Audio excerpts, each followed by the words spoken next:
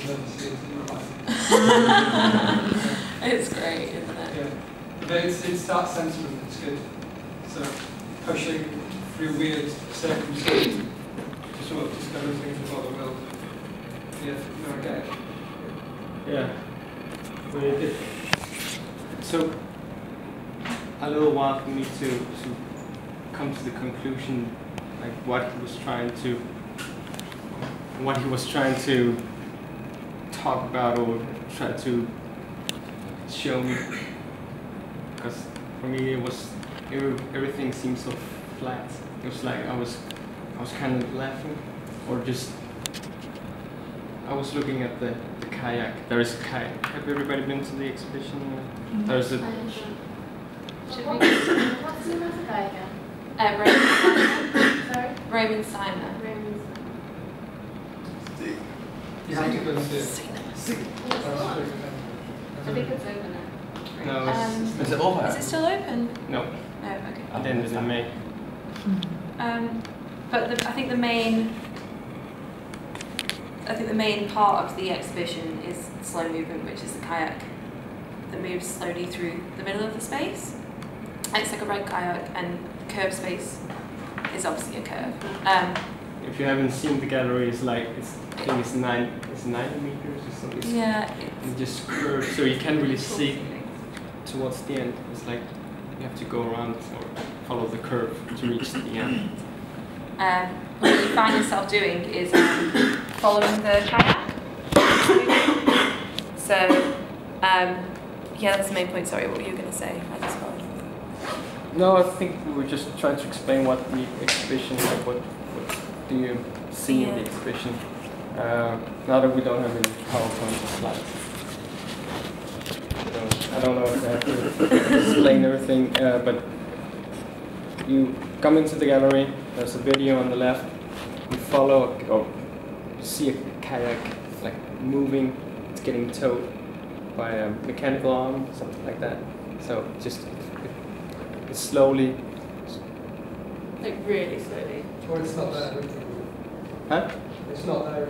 Yeah. Yeah. So, It's yeah, not that's there happened if when you we go. went. We went in and You we have were to go like to sort the of spectacle. expecting something. So to if appear. you go, it depends what time you enter the gallery. This is like one big thing about Roman Steiner. He's very focused on time, and I think this is like basically if you enter, there'll either be a kayak there or there won't, or it'll be on its journey somewhere because it's continuously moving.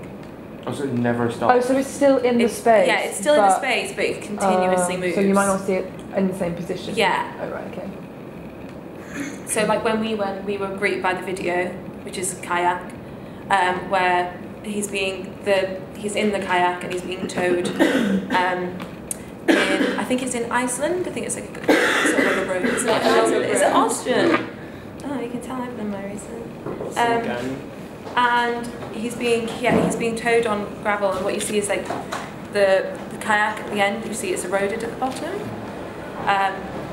and then also one significant point in the video is cows start chasing him, and this is why this video is quite famous, because his work isn't comedic. Well, he doesn't see it to have like a kind of. He knows that it can come across comedic and kind of not humorous, I guess, and light-hearted, but there's more of a deep conceptual meaning. Yeah, well, to he it. doesn't like.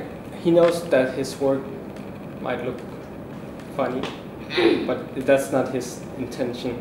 Like, he understands why people might laugh at. Like, I heard some cattle. I Yeah. heard of cattle following the kayak along the road, but he's saying that he's leaving that to the comedians to be funny, and he sees himself as an artist, so he wants to present art and not make people laugh. Yeah. Basically what I was trying to say. And basically what he does like outside of that exhibition is just like he sort of puts forward these strange like prepositions, or he thinks of these strange things to sort of, or experiments to do, sort of experiments, and then they basically exist as videos mostly, like they're not live actions. Yeah, they're usually quite, he does like explosions and like things that protrude through spaces and just stuff like that. There's always, it's sort of like a destruction, but it's either a slow destruction or a fast destruction. And basically the reason why we performance out there was he focuses quite a lot on tension and building tension. I can't remember the video with the, what was it called, with the explosion in the paint. It's called Punkt. Punkt, that's it. He does a video called Punkt where he sits in front of a canvas with a paintbrush, and behind him is an explosion. And the video is about how long do you reckon it is? 2 minutes, maybe? Shorter, yeah. For 30 seconds. For about a duration of time, the tension is building up because you know what's going to happen, because you can see the explosion has been ignited and it's smoking, and you're just waiting for this to happen, but you don't know when. And that's why we wanted to create something of a similar kind of style. Maybe a good point would be, or a good way to look at it is that he can control things up to a certain point. Yeah.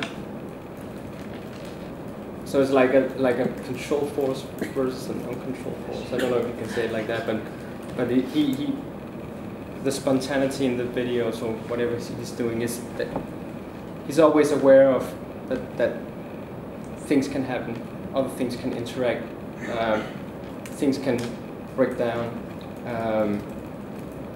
He don't know when the fireworks or the explosion will happen, so he can only control stuff to a certain point. Yeah.